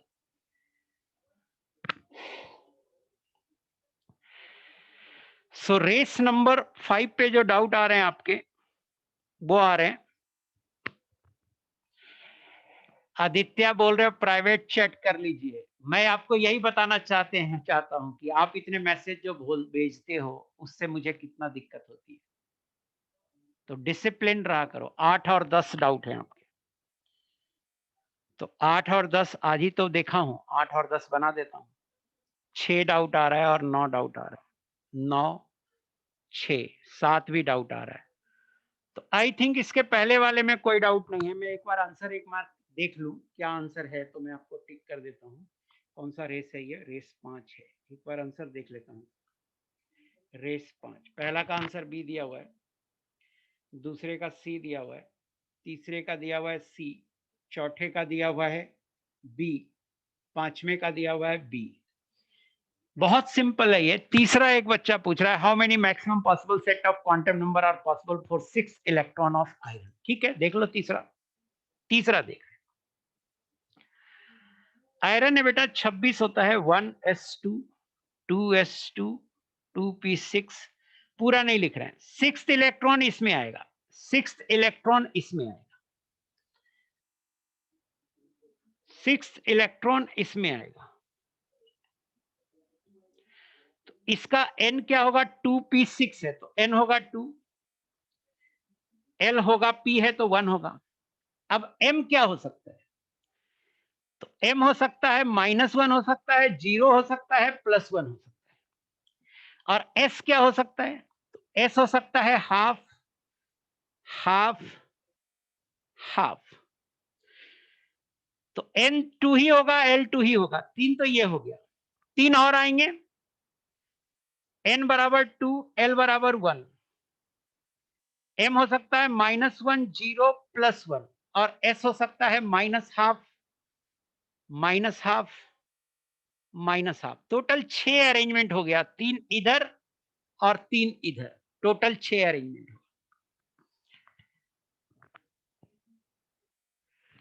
हाँ, 5 का सी होगा, सही कह रहे हो, 5 का सी होगा।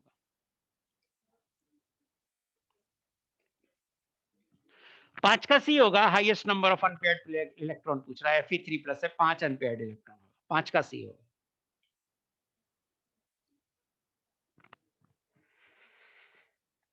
तुम तो लिखते रहो। देखो एक बच्चा बोल रहा है लैपटॉप में आंखों में प्रॉब्लम होती है, ऑफलाइन कब शुरू होगा? तो ऐसा कर बेटा, पढ़ाई छोड़ दे और ऑफलाइन शुरू होगा तब पढ़ना, आंख में प्रॉब्लम हो रही है। पहले ही बता चुका हूं, गवर्नमेंट जब बोलेगी ऑर्डर करेगी तभी शुरू होगा। फिर भी बोल रहा है ऑफलाइन कब शुरू होगा? कोई नहीं बता सकता आपको, चीफ मिनिस्टर तो बता ही नहीं सकता। और ये सब सवाल पढ़ाने के टाइम में नहीं पूछा कीजिए। एक बच्चा 4 पूछ रहा है, the maximum number of electron in phosphorus atom for which n + l + m = 3। 4 देखिए, फास्फोरस देखिए, नाइट्रोजन फास्फोरस कितना होगा? 15 होता है। 1s2 2s2 2p6 3s2 3p3, 15 हो गया। n का वैल्यू लिख दीजिए, ये सब बताया हुआ हूं क्लास में, फिर भी पूछता है। l का वैल्यू लिख दीजिए, s है 0 0 1 0 1। m का वैल्यू लिख दीजिए 0 0 -1 0 +1 0 -1 0 +1। अब कह रहा है n + l + m = 3, ये पूछ रहा है। तो इसमें एक भी नहीं है, खत्म हो गया। इसमें एक भी नहीं है, खत्म हो गया। इसमें ये वाला है, ये सही है। तो कितना इलेक्ट्रॉन हो गया? 2 इलेक्ट्रॉन होगा। p में 6 इलेक्ट्रॉन है, 2 बांट दिया, 2px 2py 2pz, तो 2 इलेक्ट्रॉन होगा। ये भी होगा n + l3, यहां से भी 2 इलेक्ट्रॉन होगा। और ये n + l3 होगा, यहां से भी 2 इलेक्ट्रॉन होगा। तो टोटल कितना हो गया? 6 इलेक्ट्रॉन हो गया। सो टोटल 6 इलेक्ट्रॉन हो गया। आप देखो ना, आप चैटिंग को क्या बना के रख दिया। हम हमेशा कोई ना कोई सवाल बताते हैं और हम आपसे पहले पूछ भी लेते हैं, फिर भी आप क्या करते हो, कभी ये कभी वो, एक बार नहीं बताते हो। मैं क्या चाहता हूं, नहीं ना प्राइवेट चैट में नहीं करूंगा। क्यों करूं प्राइवेट चैट? मुझे डिस्टरबेंस होती है, तुमको भी हो डिस्टरबेंस।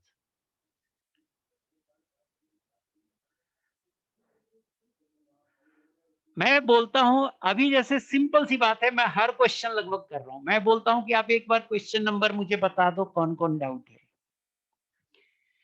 लेकिन आप कुछ ना कुछ लिखते ही रहते हो। तो लिखते रहो, मैं डिस्टर्ब होऊंगा तो आप भी डिस्टर्ब होगे। आपको समझ में आना चाहिए कि आप प्रॉब्लम कितना क्रिएट कर रहे हो सर को। सो देखिए, अब हम आगे की बात करते हैं, सिक्स की बात करते हैं कि सिक्स का आंसर क्या है। तो देखिए, सिक्स का ए देखते हैं।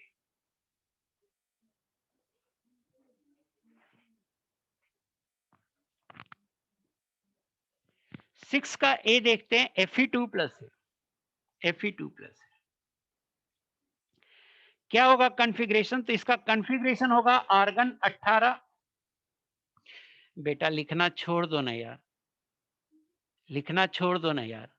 मैं 1 बाई 1 6 7 8 9 10 बनाऊंगा, ये 6 से लेके 10 तक। आप चुपचाप देख नहीं सकते हो क्या?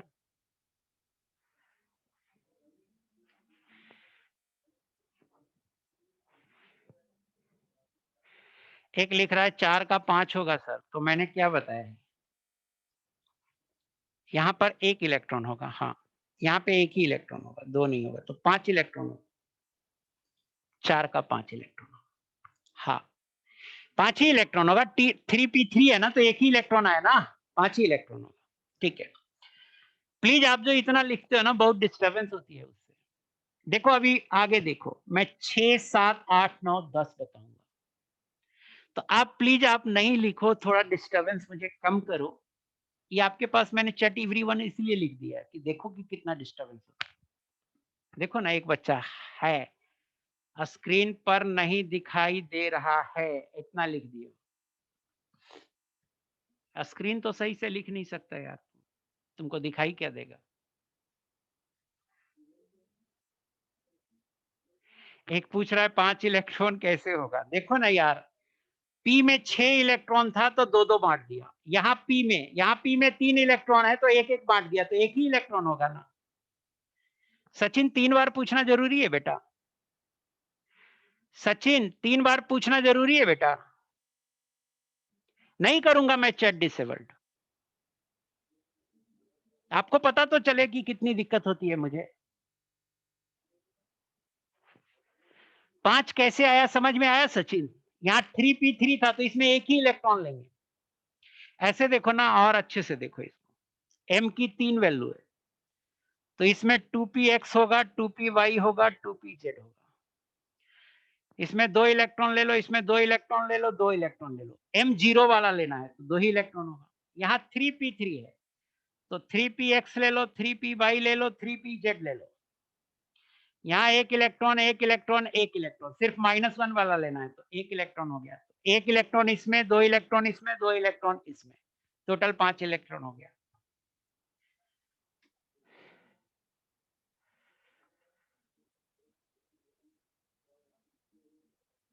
अब मैं आपके मैसेज जो है नो वन कर दिया हूं।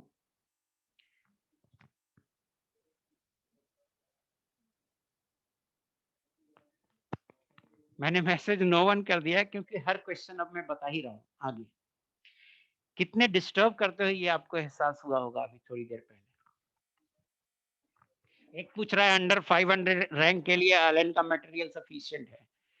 एलन का मटेरियल फर्स्ट रैंक के लिए सफिशिएंट है, तुमसे वही उसका 10% नहीं होगा। मेरे पास इतना मटेरियल है, एलन का मटेरियल इतना है कि उसका 10% तुमसे नहीं होगा। एलन का मटेरियल सफिशिएंट है, फर्स्ट रैंक के लिए सफिशिएंट है। आर्गन 18 Fe2 प्लस, सारा 1 बाई 1 बताते हैं। आर्गन 18 हो गया, Fe2 प्लस 26 होता है।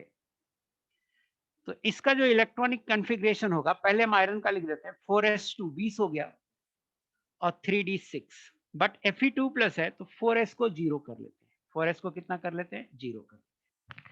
अब देखो इस 3d6 को कैसे लिखेंगे? 3d6 को ऐसे लिखेंगे,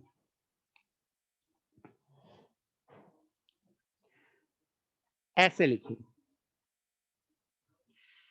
अब कह रहा है कि the possible set of quantum number for last electron, तो लास्ट इलेक्ट्रॉन के लिए n3 आएगा, यहाँ n2 है, तो इसका आंसर p नहीं होगा, p तो नहीं होगा, p कैंसिल हो गया। Magnetic moment 0, number of unpaired electron 4 है, तो मैग्नेटिक मोमेंट 0 नहीं होगा, तो q भी इसका आंसर नहीं होगा। स्पिन मल्टीप्लिसिटी कितना होगा? स्पिन मल्टीप्लिसिटी इसका होगा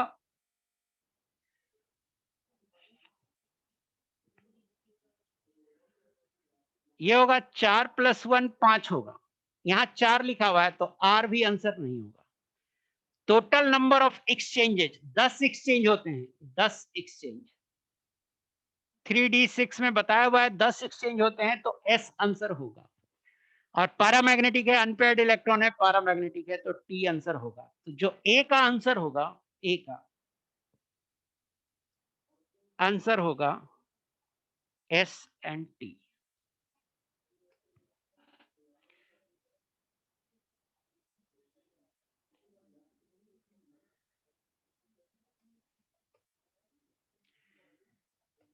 ए का आंसर होगा एस एंड टी, एस होगा टी होगा, एक्सप्लेन कर दिया। अब बी देखते हैं,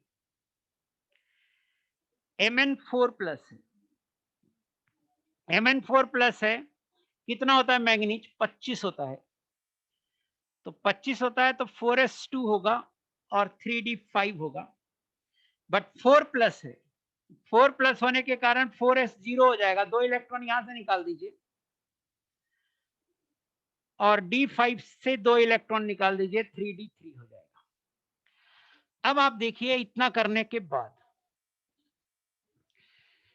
चेक कीजिए कि P होगा आंसर, तो P नहीं होगा क्योंकि N2 है, यहां N3 है। Q आंसर होगा मैग्नेटिक मोमेंट 0, तो इसको ऐसे लिखिए,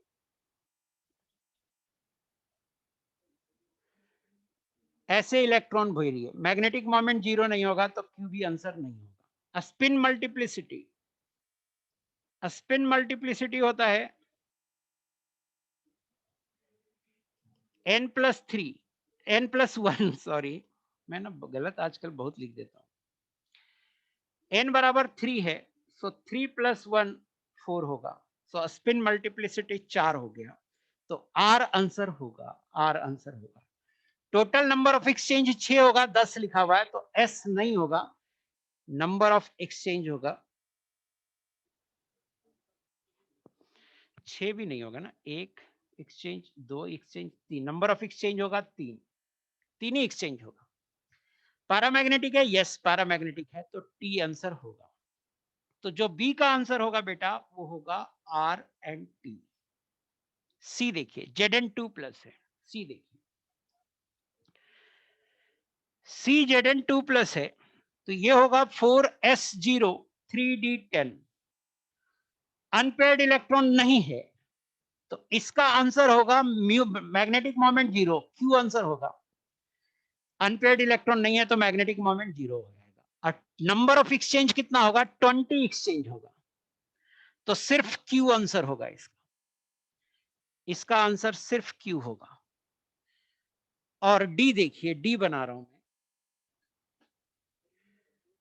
डी बना रहा हूं, सोडियम प्लस है, 1s2 2s2 2p6, यही आएगा, 11 इलेक्ट्रॉन होता है, 3s1 तो 3s0, अनपेयर्ड इलेक्ट्रॉन 0 है तो मैग्नेटिक, क्यू आंसर होगा, मैग्नेटिक मोमेंट 0। लास्ट इलेक्ट्रॉन यहां है, यहां है, तो लास्ट इलेक्ट्रॉन का N2 होगा, L1 होगा, M1 हो सकता है, कोई दिक्कत नहीं है, M1 हो सकता है, और MS स्पिन हाफ हो सकता है। तो ये आंसर इसका जो डी का है, क्यू के साथ साथ पी भी होगा। सो जो डी का आंसर है वो पी एंड क्यू होगा। सो मैंने 6 बता दिया, 6 बता दिया, 3-4 और रह गए हैं, 3-4 और रह गए, मैं अगली क्लास में बता दूंगा। मैं लेक्चर को खत्म करता हूं, थैंक यू वेरी मच। अगली क्लास में 3-4 क्वेश्चन बता के मैं आगे बढ़ जाऊंगा।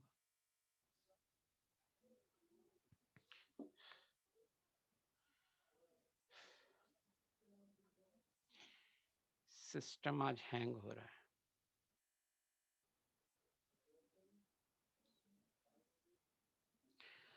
अभी भी मैं आपको कहता हूं कि सब कुछ जब अभी भी देखो ना, हाँ मेरी तबीयत थोड़ी खराब है, मैं मानता हूं, बट ठीक है, क्लास कैंसिल नहीं किया जा सकता।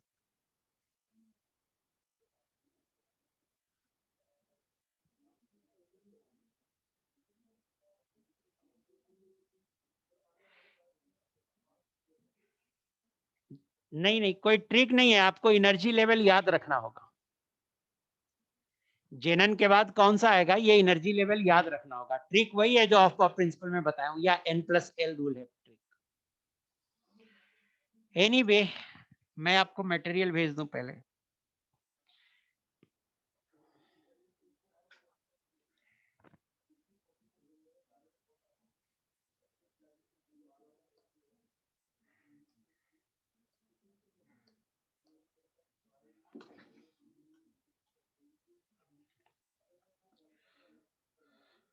होमवर्क बताता हूं, अभी होमवर्क बताता हूं।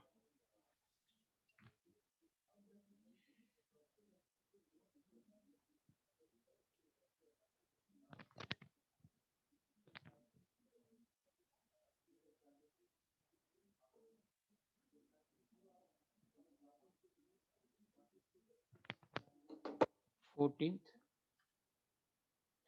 पीरियोडिक टेबल,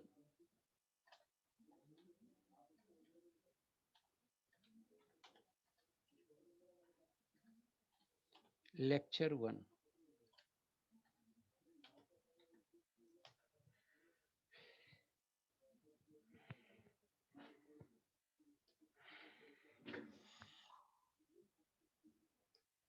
होमवर्क लिख दे रहा हूं मैं।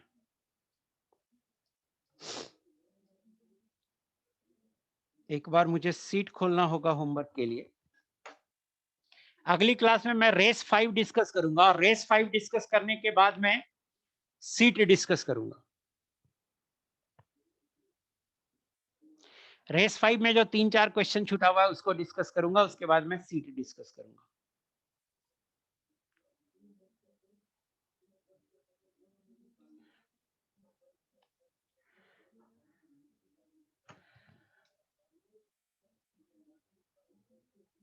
क्वांटम का एक्सरसाइज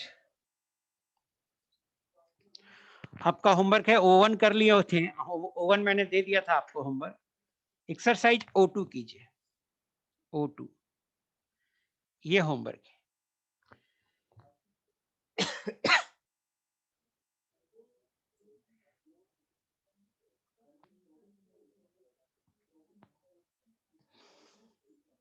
थैंक यू, आप बहुत सारे बच्चों ने गेट वेल सुन लिखा है।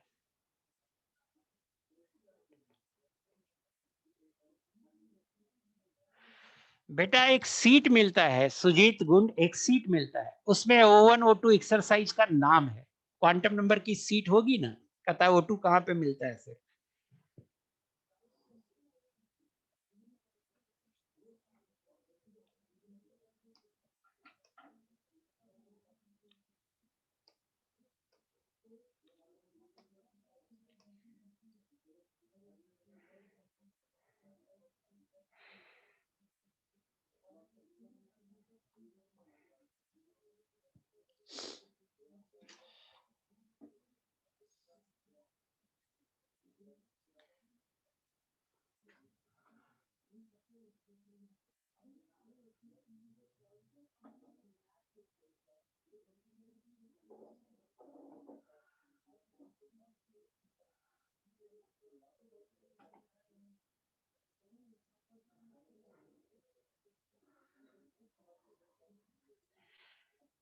देखो, आप पढ़ सकते हो एनसीईआरटी की थ्योरी, पढ़ सकते हो, लेकिन मेरी जो लेक्चर नोट है ना उसे पढ़ो, वो एकदम कंप्लीट है बेटा, उससे सारा सवाल हो जाएगा।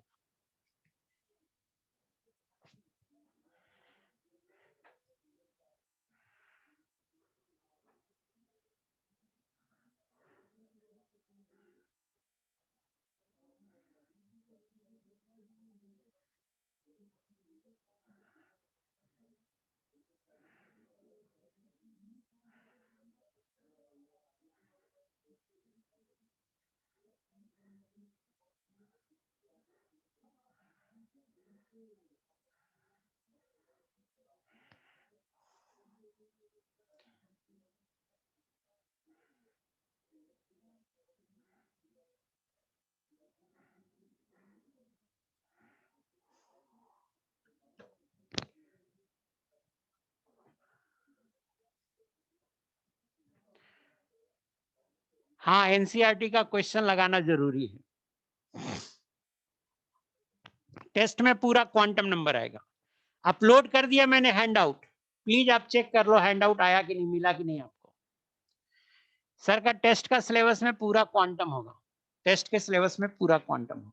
Thank you very much. कोई मुझे बताएगा कि आपको सीट मिला कि नहीं मिला पूरा? अपलोड कर दिया, अपलोड किया तो आपको मिला या नहीं मिला बताओगे? नहीं बताओगे?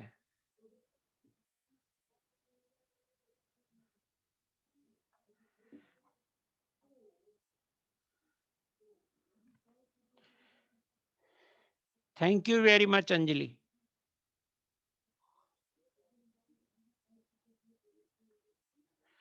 बाय एवरीवन, स्टॉप कर रहा हूं क्लास।